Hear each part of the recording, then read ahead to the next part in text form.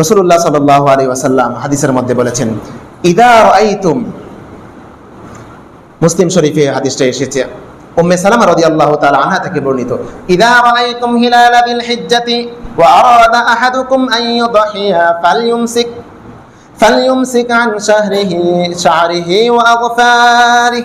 রাসূল কি বলেছেন? মান ইদা রাআইতুম, যখন তোমাদের মধ্যে কেহ চাঁদ দেখে, জিলহজের চাঁদ দেখে, আর সে কোরবানি করার জন্য ইচ্ছা পোষণ করে, সে যেন চাঁদ দেখার পর থেকে তার চুল, অবাঞ্ছিত পশম, নখ এগুলো আর না কাটে, বরং কোরবানির দিন এরপরে 2 দিনের মধ্যে যাতে করে সে কাটে। কেন? এটার জন্য আল্লাহ তাআলা আলাদা সওয়াব তাকে দান করবেন। সুবহানাল্লাহ। এখন বলবেন, হুজুর আমার তো কোরবানি করার সামর্থ্য নাই, তো আমি কি করব? হ্যাঁ, রাসূলুল্লাহ সাল্লাল্লাহু আলাইহি ওয়াসাল্লাম আবু দাউদের অন্য এক হাদিসের মধ্যে বলেছেন, আবু দাউদে এসেছে, এক সাহাবী আসছেন, ইয়া রাসূলুল্লাহ, আমার কাছে তো একটা মানিহা আছে, মানিহা ছাড়া আর কিছু নাই। মানিহা বলতে আরবের মধ্যে প্রচলন ছিল, যাদের কাছে বকরি ছিল, মেষ ছিল, দুম্বা ছিল, তাদের কাছ থেকে বকরি ধার আনা হতো। কেন?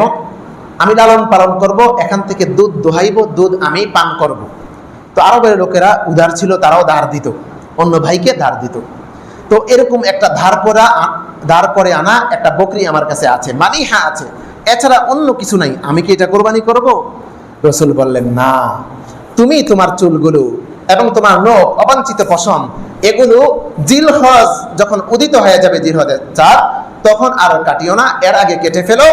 আল্লাহ রাব্বুল আলামিন তোমাকে এর বিনিময়ে, হাদিসের শেষে এসেছে, ফাদালিকা তামামু উদহিয়াতিকা, পরিপূর্ণ একটি কোরবানির সওয়াব আল্লাহ তাআলা তোমাকে দান করবেন। সুবহানাল্লাহ। সামর্থ্য না থাকলেও কি করা যায়? কোরবানির সওয়াব অর্জন করা যায়। এই যে এইভাবে সবাই আমল করবো তো ইনশাআল্লাহ। ছোট বাচ্চাদের নখ, চুল এগুলোও কেটে দিব। ছোট বাচ্চা, মাসুম বাচ্চা, সে তো সওয়াব পাবে না, কিন্তু আপনি যে আমল করলেন, আপনি গার্জিয়ান হিসাবে তার সওয়াবগুলো আপনি পেয়ে যাবেন। এই আমল এখন থেকে ছোট বাচ্চাদেরকে করানোর চেষ্টা করা। আমি আলহামদুলিল্লাহ আমার বাচ্চাদেরকে আমি চেষ্টা করেছি, বাচ্চাদেরকে এখন থেকে এই আমলগুলো শিক্ষা দেন এবং এই সওয়াবগুলো আপনি পাবেন।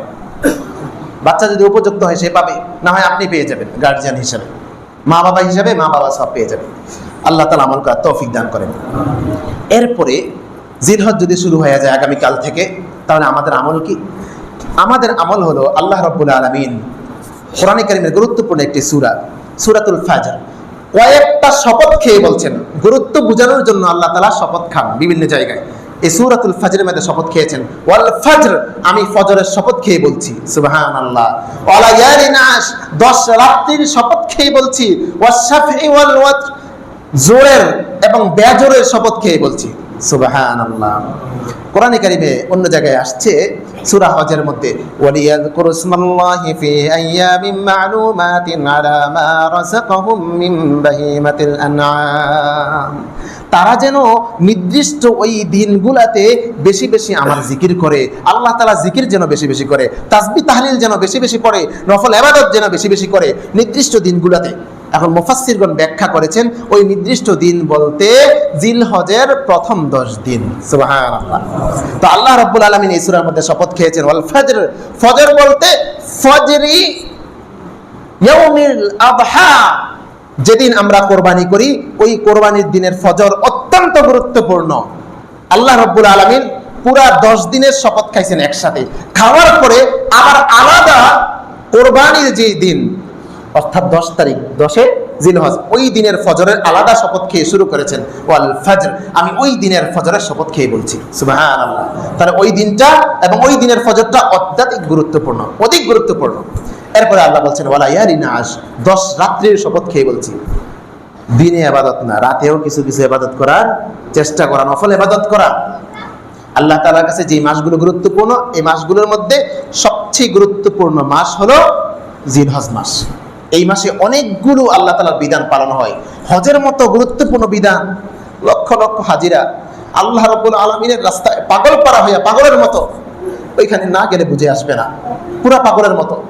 মানুষ নিজের খেয়াল রাখে না, আসলে দেশটা তো পাগলের মতোই, ঠিক মতো কাপড়ও পরে না, 2টা টুকরা কাপড় আছে, তাও সেলাইবিহীন কাপড়, পুরা পাগলের মতো দৌড়াদৌড়ি করে আল্লাহ তাআলার কাছে কত পছন্দ হয়, আল্লাহ রাব্বুল আলামিন গর্ব করেন ফেরেশতাদের সাথে। এত গুরুত্বপূর্ণ কাজ হয় এই মাসগুলোর, বিশেষ করে জিলহজ মাসের প্রথম 10 দিন খুবই গুরুত্বপূর্ণ আল্লাহ তাআলার কাছে। এবং কোরবানি হয়, আল্লাহ তাআলার রাস্তায় জবাই করা হয়।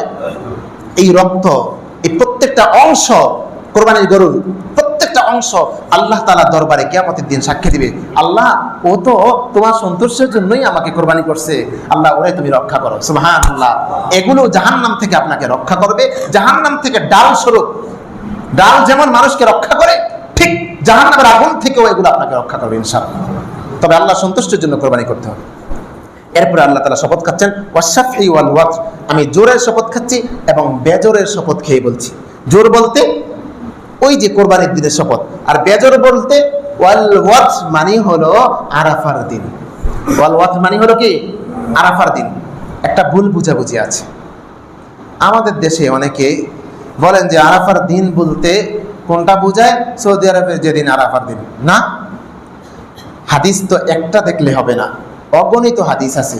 সব হাদিসগুলা আপনি যদি গবেষণা করেন, আমার বিশেষ করে আহলে হাদিস ভাইরা বলে থাকেন, তাদের মধ্যে একজন আছে আব্দুল্লাহ বিন আব্দুর রাজ্জাক বিন ইউসুফ। আব্দুর রাজ্জাক বিন ইউসুফের ছেলে আব্দুল্লাহ, তার বক্তব্য বলছি।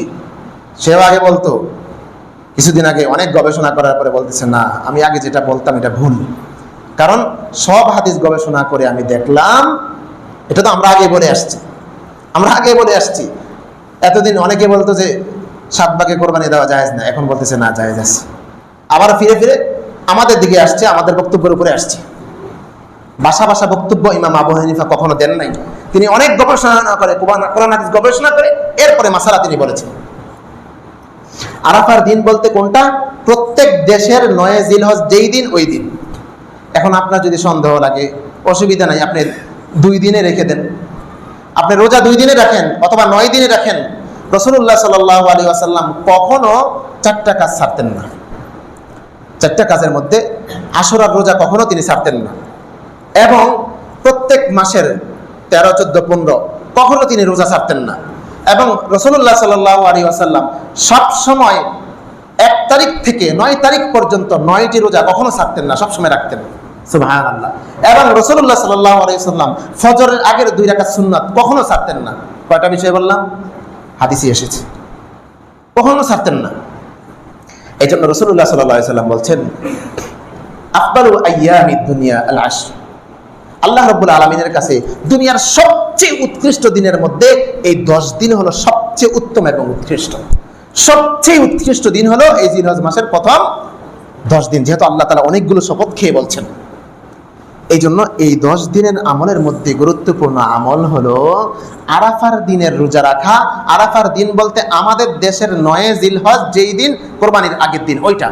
এখন আপনার যদি সন্দেহ লাগে, অসুবিধা নেই, আপনি 2টা রাখেন, পুরো 9টাই রেখে দেন, কোনো অসুবিধা নাই। যত রোজা বেশি রাখা যায় ততই সওয়াব বেশি। শুধু রোজা না, জিকির আজকার, তাসবিহ তাহলিল, নফল ইবাদত, দুরূদ শরীফ, অন্যান্য আমলগুলো বেশি বেশি করা, তাকবীর পড়া বেশি বেশি, এবং রোজাও রাখার চেষ্টা করা। এই জন্য রাসূলুল্লাহ সাল্লাল্লাহু আলাইহি ওয়াসাল্লাম বলেছেন, সিয়ামু ইয়াউমি আরাফাতা আহতাসিবু আলাল্লাহ।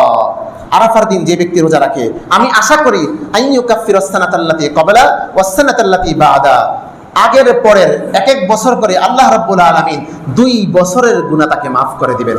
সুবহানাল্লাহ। কয় বছরের ভাই? 2 বছর। অন্য হাদিসের মধ্যে আসছে, রাসূলুল্লাহ সাল্লাল্লাহু আলাইহি ওয়াসাল্লাম বলেন, মান সামা ইয়াউমা আরাফা, যে ব্যক্তি আরাফার দিন একটা রোজা রাখবে, গুফিরা লাহু সানাতাইনি মুতাতাবিআতাইন, আল্লাহ রাব্বুল আলামিন তাকে লাগাতার 2 বছরের গুনাহ মাফ করে দিবেন। সুবহানাল্লাহ। লাগাতার 2 বছরের গুনাহ একটা রোজা। এখন বেশি যদি রাখি সওয়াব বেশি হবে ইনশাআল্লাহ। আল্লাহ রাব্বুল আলামিন আমাদের সকলকে বুঝার, আমল করার তৌফিক দান করেন। আরেকটা সংক্ষেপে বিষয়